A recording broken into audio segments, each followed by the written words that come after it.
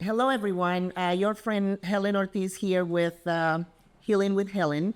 It's been a minute, but we are back with a very exciting guest, and also with a episode that is needs to be talked about and will give people the opportunity to find out resources and help. We're talking about domestic violence awareness. Just want to tell you a little bit about, hello, MaryAnne, how are you? I'm good. Welcome. Thank you for being having with me. us. Telling you a little bit about Healing with Helen and how this came about. This was born out of my own need for healing. Every episode that we record here, it's something that I have experienced in my own life. And I decided, throughout the years, dealing with everything, just when you think that you have healed and you find out that it's there hidden somewhere. So it was a personal decision to open the wound, let the air in, and invite people to heal with me. So that's how Healing with Helen was born. And this conversation matters during Domestic Violence Awareness Month. It's important to create awareness to help the people in need. And there's so many people that don't know the resources, or they are afraid or thinking that they are alone. And that's what we're here for, to tell them that they are not. This episode explores sensitive topics around domestic violence. If you or someone you know is in danger, please seek immediate help from a trusted professional or local resources. Support links will be shown in the notes later on. We are going to introduce you to MaryAnne Metheny. She is the CEO of Hope House, licensed clinical social worker and advocate for survivors since 1992. We're going to talk about her journey from therapist to CEO, leading one of the region's most impactful domestic violence organizations. MaryAnne, please tell us a little about yourself and what drew you into this work of supporting survivors. Well, thank you for having me first. I kind of fell into working with survivors. I've always wanted to work with women and children. So prior to coming to Hope House, I did work with kids in foster care and did some work with people who were struggling with mental health issues. But my calling always was to working with women and kids. So when the opportunity came up for me to work at Hope House, I was the first therapist that came to Hope House. So I had met the leader at that time when I was in college. She was running a local shelter where I went to school, and then she moved to Kansas City, and I didn't know it. I had lost touch with her. So it was kind of an interesting interview to go in and see that she was there. So I knew that I wanted to work with women in that capacity, because at the time, it was really frowned upon by the community that you could, they felt like you were labeling people as crazy, or that we were somehow saying that it was their fault. And my response was, it's the exact opposite. Someone who's gone through this trauma really needs to have a safe place to explore that, and to have somebody who understands and can work with them through that. So I felt like I was kind of really building new ground within the movement at that time. And it's much more accepted now than it was, 33 years ago. But that's, I came into the agency as the therapist, and then really just felt like I was at home. I mean, it really has always just felt like where I needed to be. Because you were passionate about it. Yep. So I'm still there 33 years later. I was going to say, you've been with them for 3 decades, and I was going to ask you what inspired you to dedicate your career to the mission, but I guess that you just explained it if you have anything to add. Well, I think that the survivors, I think you're just a testament to that as well, the strongest people I have ever met. To be able to survive and go through what people have gone through and come out whole and strong and really committed, it's a journey for people, and it's just an honor for me to be able to work with people and help them go through that process. That's wonderful. And I know that it takes a very special person, to help others and dedicate your life, especially in those circumstances. And thank you for saying yes to join us here today. Like I said, Healing with Helen, it's a baby. We are building this up, but it will be shows like this that will help me to grow bigger. Absolutely. And again, that takes a strong person to be able to acknowledge what still is impacting you, and then walking that journey takes an incredibly strong person to be able to do that. Thank you. So one of the reasons I wanted to do this is to understand domestic violence, because domestic violence is not just about seeing somebody with marks on their body or whatever, So I would like you to go a little bit in detail about the different ways that women can experience domestic violence. Well, I think first, just to explain, domestic violence is about power and control. So it's about one person in the relationship demanding and doing what they need to do in order to maintain that power and control. So that comes from a place of someone feeling like that they're okay, but the person that they're in the relationship with is not okay. And so that imbalance of power is what really sets the stage. And what happens is that an abuser will use a variety of methods in order to maintain that power and that control over that person's life. And I think most people think of it as physical abuse being the one way that it happens, but physical abuse is just part of a whole strategy of things that are used to be able to maintain that manipulation, control. Absolutely. And right. It's a little bit of difficult for me to talk about these things, but I have to, in order for me to heal. In that, when I was younger, I was in a relationship where the abuse wasn't so much physical, but I remember an instance where he took me to the bathroom and put me in front of the mirror and told me, look at yourself, how ugly you are. You gotta be thankful that I am with you.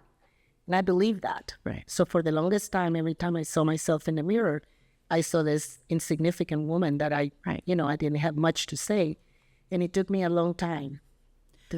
And that is so common, I think, to really acknowledge how difficult that emotional abuse can be, that it really is a tearing down of someone's soul and really getting into the heart of that person and having them not believe in the value that they bring into this world, and that you have a right to be here. You deserve to take space up, and you deserve to be here in who you are and who you want to be, regardless of what this person thinks. I think that the emotional abuse can be, I remember hearing over and over from people saying physical wounds heal, bruises heal, but those words, those thoughts, those actions, it takes a long time for those to get over it and be able to overcome and get, and believe in yourself that you are worthy and you are valued. Right.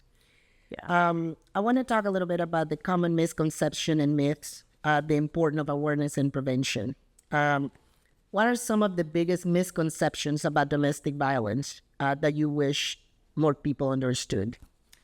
I think the biggest one is that domestic violence is just a family issue and is to be kept behind closed doors, and it's not like a criminal issue, that it isn't a societal issue.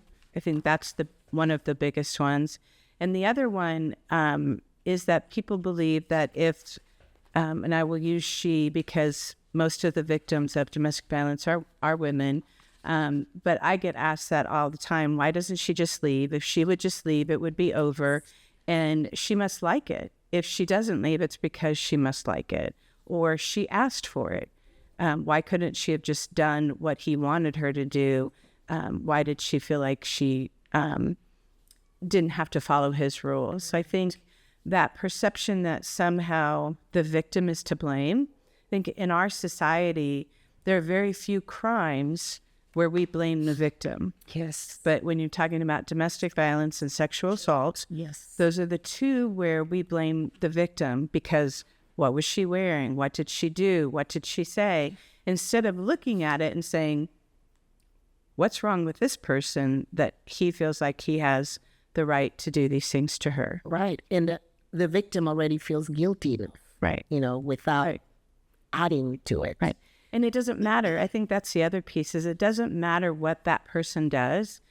The victim isn't the one making the decisions. The victim isn't the one doing it. It's the person who's, if you chose to walk over here and slap me, that was your choice. Correct. It wasn't my choice for you to, no matter what I would say, it would be up to you how you're going to respond to that. Nothing justifies. Right. Nothing And I justifies. think that as a society, we have decided that we're going to justify domestic violence. Exactly. In sexual abuse. And sexual assault. Right. What does the cycle of abuse look like, and how can it be broken?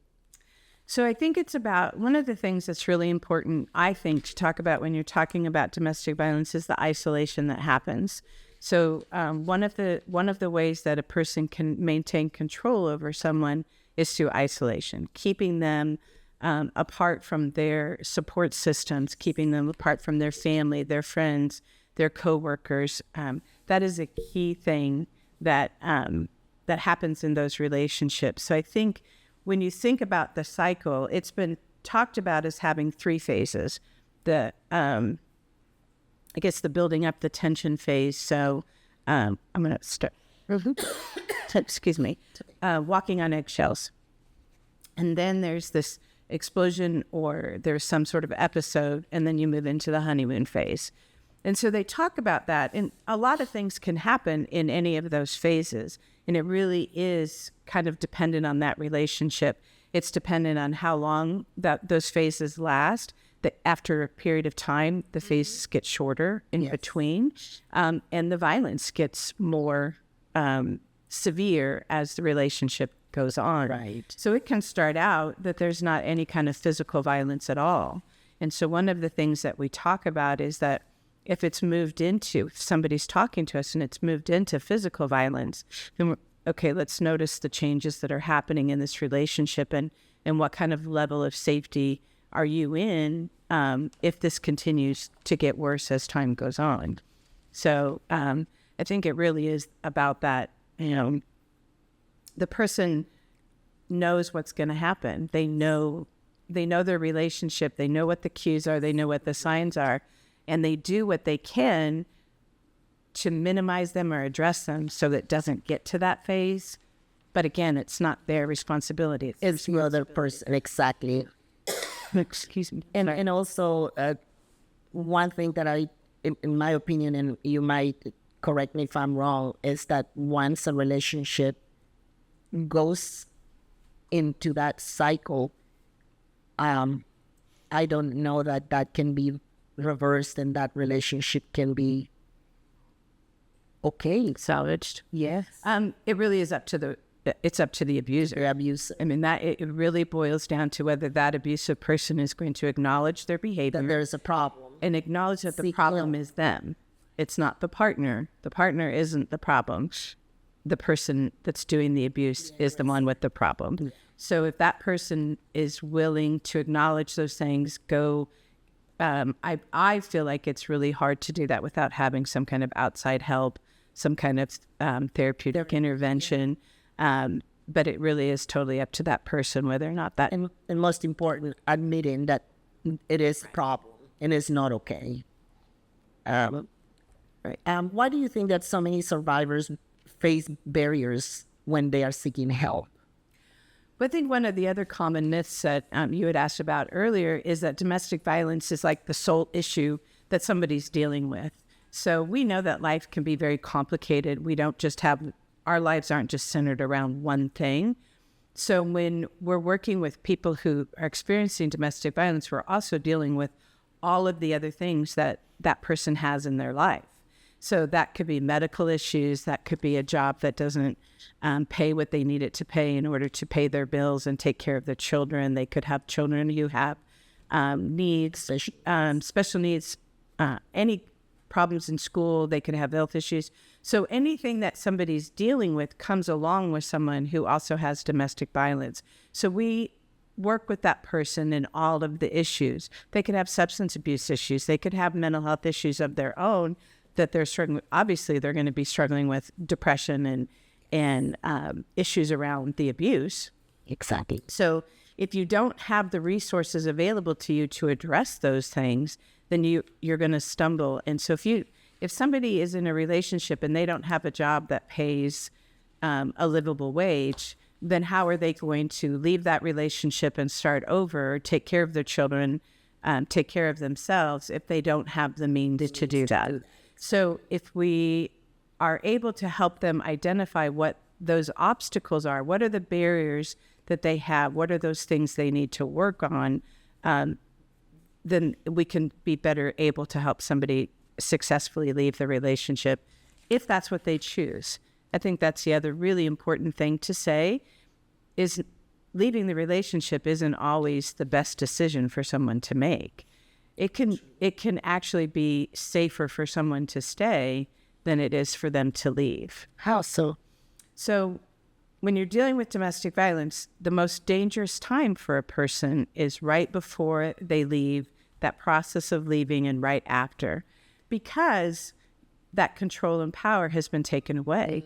And so the abusive partner Feels like losing control, and then the reaction can be escalate their so you see an increase in use of violence, use of weapons, increase in stalking. And so that may not be the person best able to determine whether it's safe enough for them to leave is the person in the relationship. Yeah. So our goal is to help them process through their needs, process through what they want, what do they want to accomplish, and then trying to help them navigate that. So they may decide that right now in that moment it's not the time to leave, but they may decide a month later, 2 months later. But also one of the things is to create a safety plan with them to help them navigate through that. And I think just paying attention, if you listen to the news, read the papers, often when you're hearing about a domestic violence homicide or attempted homicide, you will notice that it's either somebody just left, somebody just got a protection order, or somebody was in the process of leaving. It makes sense. I want to talk a little bit about the work of Hope House. The overview of services, what is offered in the organization, how the organization has grown to and adapted to the growth of domestic violence. If you can explain a little bit how Hope House expanded its services to meet the needs of survivors today. So when we first started, back in 1983, we really thought that domestic violence was, that shelter would hopefully be able to be the only service that was needed. It became very clear very early on that people have a lot of issues that they're dealing with and a lot of things that they need help with. So every service that we have added has been because our clients have told us this is what they're experiencing. So we knew that people were struggling to get through the court system. So we created our court advocacy. We knew that survivors were having a difficult time when the relationship had ended, that when there was visits that were going to happen with the kids, with the non-custodial. That's a very, very dangerous time. We were hearing that from our clients. And then I don't know if you would remember, but there were several incidences all that happened at the same time where women and children were either being shot or killed during the exchange. Wow. And so that was happening at the same time. We're hearing from our clients, this is really dangerous. And if they don't abide by the court order and allow those visits, then they get in trouble. Exactly. And so that's a situation, it's a very precarious. Right. So our goal was to create what we call the Guardian Program, which is a safe place for that exchange of children. Safe place. Or in the situation when the non-custodial can have visits, but they have to be supervised. We can provide that supervision. Keeps everybody safe. It keeps the whole family, kids. It's a neutral zone with somebody watching when that happens. And it allows the children a safe place to have a relationship with that non-custodial parent if they want. If they don't want it, then they don't. It's up to them. The children can decide. We also have therapy. Again, I came on and we've expanded our therapy program into outreach, shelter. We work with adults and children, individual and group, because we know that people need extra support. They need to have a place to be able to talk through the trauma that they've experienced. So I think each of our programs, our goal is to provide this comprehensive array of services so that no matter where someone is in their process, we can hopefully help them address. So we have housing, we have our attorneys, we have the court program, we have the safe visitation program, we have therapy, we have case management. Again, trying to help make sure that that person can get the services they need to address what they're experiencing. Right. What role does the therapy and advocacy play in helping survivors rebuild? Absolutely critical. Absolutely. It allows that person to have a safe place to go through, process at whatever depth they want to. So we normally don't see in shelter that people go real in depth into any of their issues because they're in crisis. It's usually just dealing with the crisis that's happening right then. But we have outreach therapy so people can continue, or they don't ever have to even come into shelter in order to get into those services. And then they can go however far in depth they want to with their therapist, because it's not time limited, that they can then start to go through that. And that, to me, that is absolutely critical to really helping someone be able to rebuild and to... That's key. Absolutely, so that they stay on that path. Right. Because it will be, I can imagine how someone is being so broken that it will be easy to fall into another relationship that will be the same, right? Right. But being able to find... We talk about it as when someone's in a domestic violence relationship, their voice has been taken away. They haven't been allowed to speak their truth and who they are, and their self has kind of gotten lost. So I see our role as helping someone to reclaim themselves, find themselves again, and find their voice again so they can speak for themselves. We're there to help them. To reclaim their worth. Right. We're not there to do it for them. We don't speak for them, but we help them to speak for themselves. That's wonderful. Yeah. Without sharing details, identity, or anything like that, is there a story of resilience that has stayed with you? Something that pops up in your head? Yeah, there's a lot, actually. But I think one was a woman who had the most extreme abuse I had ever really witnessed. It was very, very, the fact that she was still alive was amazing. The amount of abuse that she had gone through. And she came out of that. She had many challenges. She had a child with special needs and had just so many challenges. And she came out of that.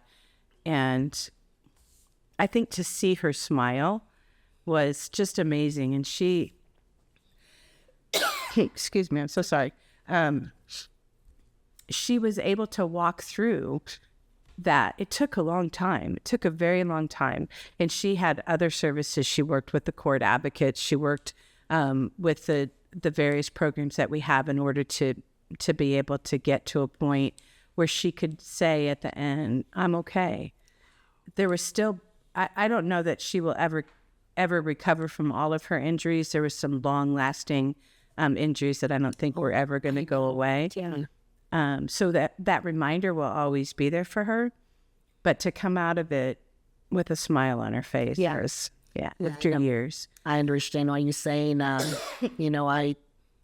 was in my early childhood. I was a victim of sexual abuse for a long time, and that's one of the things that I wanted to bring out because it was eating me inside. And I looked at it as, when you have a scar, you keep it covered. It continues to get infected. It never heals. But if you let, air out, you get a scab, and that scab eventually falls off. But it's dried, it's healed. You're always going to see that different skin on it just to remind you what happened. Right. But you're okay.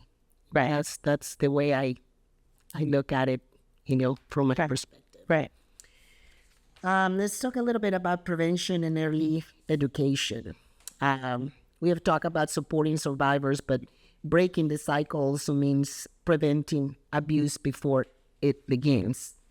Why is it so important to begin education about healthy relationship as soon as young people start dating? Because you see abuse in high school kids and even probably younger than high school nowadays. Right. I think it really is imperative that we start as early as possible, but I think that it's also extremely important that we look at it as a societal issue. I don't believe we will ever solve domestic violence until we as a society, as a group, as a whole, say domestic violence is not okay and we're not going to tolerate it.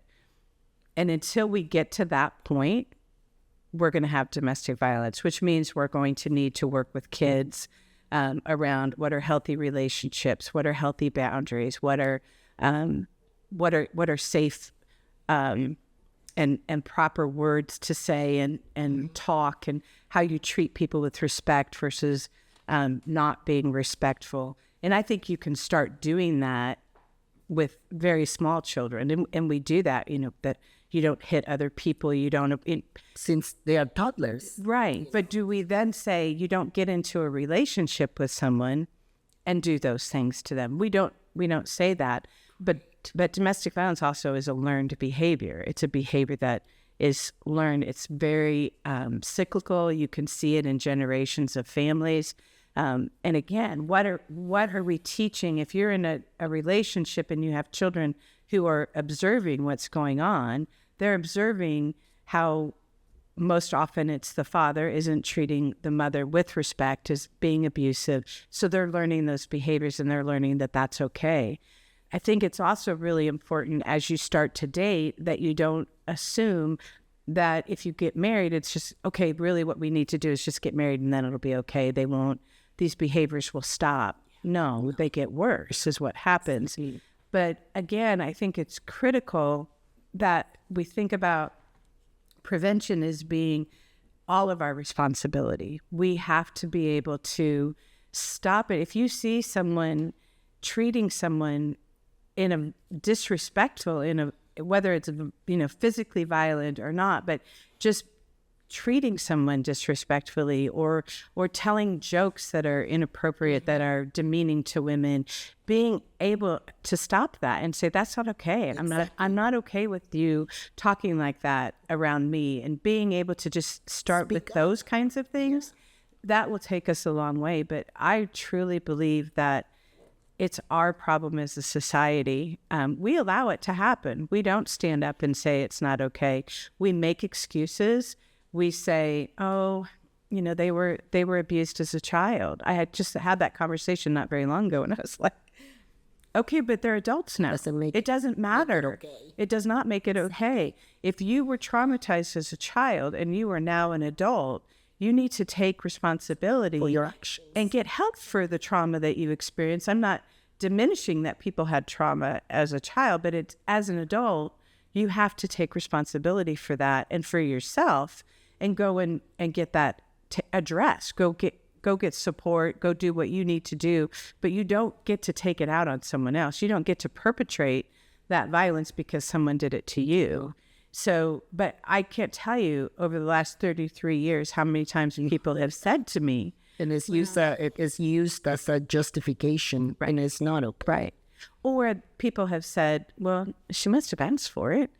What did she say? What did she do? She must have done something, because why else would that have happened? Instead of acknowledging, now, wait a minute, this person did this behavior and we're not okay with that behavior. And, asking the question of why doesn't she leave? That's not the right question. The right question to ask is, why is he doing that? Right. Because she doesn't leave. I could spend 3 days talking about why she doesn't leave. Mm-hmm.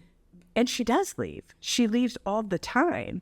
But that doesn't mean that the abuse stops either, because it's not her behavior. It's not her responsibility to fix. It's the perpetrator's. So I guess that, to me, again, it comes back to we as a society need to prevent it. It can't just be people at Hope House trying to work through it. It can't just be the courts or the school's responsibility. It's our responsibility as human beings. Right, as human beings, to say this behavior is unacceptable.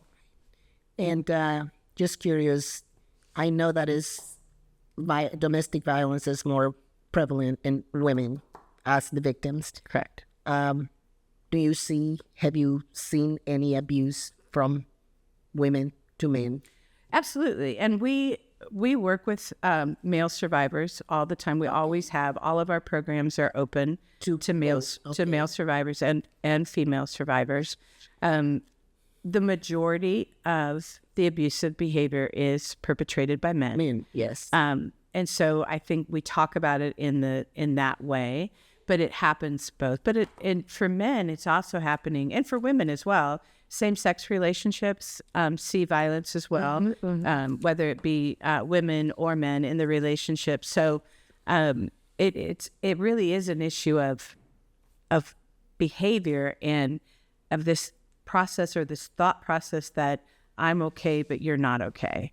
And that imbalance of power in the relationship, whether it's two women, two men, a man and a woman.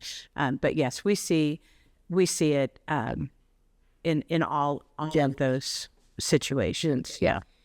What are some of the warnings or signs that teens should be taught to recognize early on?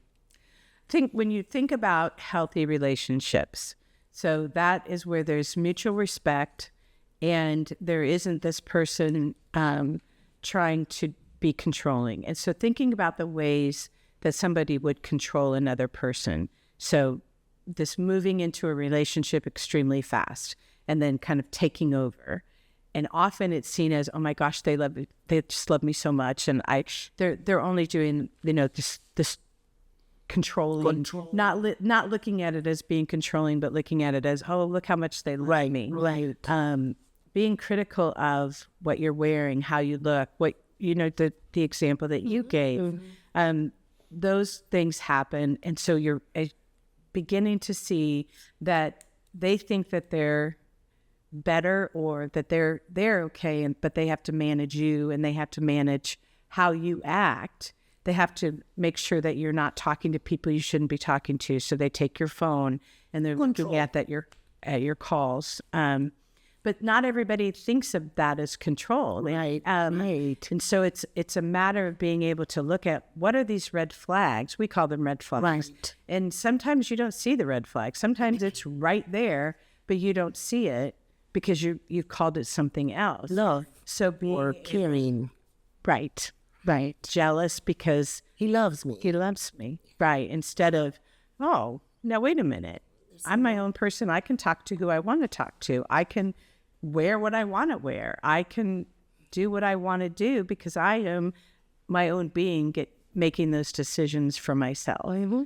So I think we have red flags that are posted on our website of things to think about, things to look for. Mm-hmm. But I do think it's important especially for people just getting into the dating relationships, about not losing yourself, your identity in the process. Right. You don't have to have someone with you to be okay. To validate you. Exactly. Right. You're a whole human being all on your own.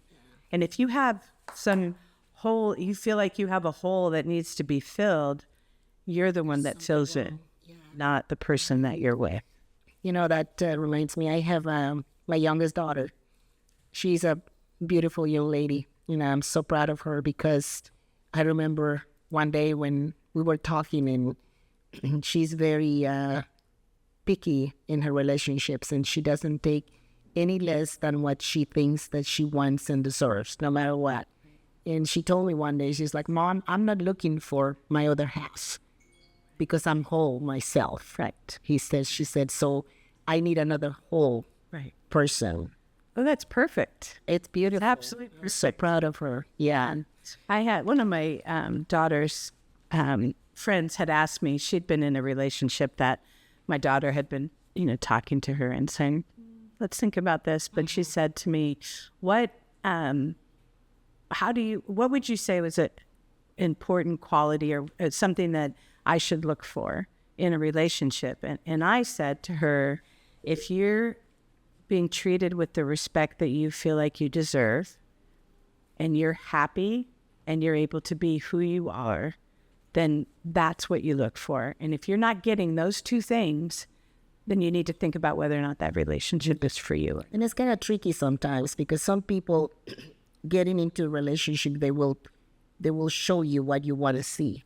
It's something that I experienced in my life too, and in my older days, and it was like I was everything that he wanted until I wasn't. Right. But I wasn't going to change. At that point, I was very well defined who I was, how I was. I loved myself. I love myself the way I am. And I will not water myself down for nobody. So I'm like, this is who you met. This is what you get. Period. Right. So. And just like you're not trying to change him to be somebody that you need. Exactly my point. Right. I'm like, how can you be so selfish and think that I have to change for you, but you're not willing to change for me? I accept you how you are, and it should be reciprocated. Right. And it's not to say, I think it's also important not to think that relationships don't have compromise or that you don't have disagreements or that you don't have situations where you're like, oh, I should have said, I think that those things are normal in relationships. Right. It's when that one person just takes over and dictates how everything's going to be, and it all revolves around that particular person. But it's not to say that healthy relationships don't have challenges, don't have struggles. Oh, absolutely, yes. And the way I look at it is like, I am willing to compromise but not sacrifice. Right. I will never sacrifice my essence and who I am. No, it doesn't matter who it is or why or how much I love someone. Right. Right. What can parents and educators start these conversations in ways that feel safe and approachable, especially with teenagers? But I think for parents, I know that the teen years can be tricky in terms of getting your teen to talk to you or to open up. But I think what's critical is that people have a place or a person that they can go to that is safe for them, where they know they're not going to be judged. That it doesn't matter what you say, I'm not going to judge you. I might have opinions or might have thoughts about behaviors, but if somebody has a safe place that they can go to, that is absolutely critical. That you don't demand things from the teens, but that you open up the conversation and that you allow them to be who they are and that you will work with them but not judge them or demand things from them. I think one of the things that happens is that teens can be so tricky when, we've been parents of teenagers. It can be tricky. Yes. But if you're that safe person, you're setting the boundaries, you're setting the goalposts, I guess, for them. And being there for them, that is really, really important. And I think as you're talking to kids, whether they're teens or younger, but you're talking about what are their relationships like, what's being said, what are the things that are happening, whether it's just a friend or it's a romantic partner, you still want your child in having friends that are treating them with respect. Absolutely. So I think it's really important that we talk about that and that we teach our kids what is okay. What is okay? Like you said, you're not giving of your essence. You're not going to compromise who you are. Exactly. I think we need to give our children the tools to be able to do that. Yeah. Wonderful. I also want to talk a little bit about the funding challenges that we have nowadays. I know that the funding for domestic violence programs have decreased in many areas, especially not lately here in organizations as Hope House are relying more on community generosity to sustain services. So I wanted to ask you, I know that the funding for Hope House has shifted in recent years. How has reduced government support impacted your ability to serve survivors? So we've always had to balance between what we call public funding, which are government, whether it be state, county, federal, with private. And so it's really important that we try to have a balance across all of that, because it's not just government funding that can fluctuate, but private funding can as well. So private foundations change their priority areas. They change who they're choosing to give to. Sometimes we fit, sometimes we don't. And we may have had a long-standing relationship with a funder and then find that they've changed their funding priorities, and that is perfectly allowed, right. But then it causes us to have to shift to then make that up. So it's a balancing act, and it's like a puzzle that we put together all of the time. And we do our best so that even though those funding sources can change, we try to be as flexible as we can, so that if we lose something here, that we can make it up over here, or we change how we're doing something. My goal is to never have to close or reduce services, because we're always at capacity. We can't meet all the needs of survivors as it is, and then if we have to reduce our services, there's just going to be even more people that don't get services. So it's a juggling act. It is like a puzzle to try to put it together, and making sure that we have contingency plans if a funder goes away, that we have a way to try to make that up. But we rely on government funding, but we also rely on private funding, and we do that through our events, writing grants. We have 2 full-time grant writers who are writing public and private grants all the time. So we look at churches and individuals, businesses, service organizations. We really do our best to try to spread that out and get our support from across all of those areas. Right. And don't put all your eggs in one basket. Right. What role does the public kindness, donations, volunteering, advocacy play in keeping the services alive? Critical. Absolutely critical. We, I say this all the time, and I mean it from the bottom of my heart. We could not do what we do without our community. I feel so blessed to be in this community. I have talked to other directors who are in other areas who do not have the support that we have here in the Kansas City metro area. We are truly blessed. There's a lot of activities. There are a lot of organizations. So sometimes it can feel like you're competing for funds with these other organizations, but it's also that there are a lot of services that are available to people who are in need as well. So, and whether that be an individual, a church, a service organization, we rely on all of them for whether it be in-kind donations, money, support through having a podcast and inviting me to be a part of that. All helps us to be able to get the word out, not only for survivors to know that we're there, but for others to know that we're there as well. And that was my next question. What can you tell our listeners? How can they step in to help to bridge that gap? I think the most important thing I hope that people take away is that no matter who you are, you can make an impact, whether that be with a child, a survivor, or a coworker, whoever, that you know that you can be a safe person. And if you open yourself to listen, to be able to notice, if you see red flags, if you see things that you can then be a person that a survivor could come to if they needed to. I think that's absolutely critical, and that needs to be in a non-judgmental way, that you're a safe person for them to come and talk to.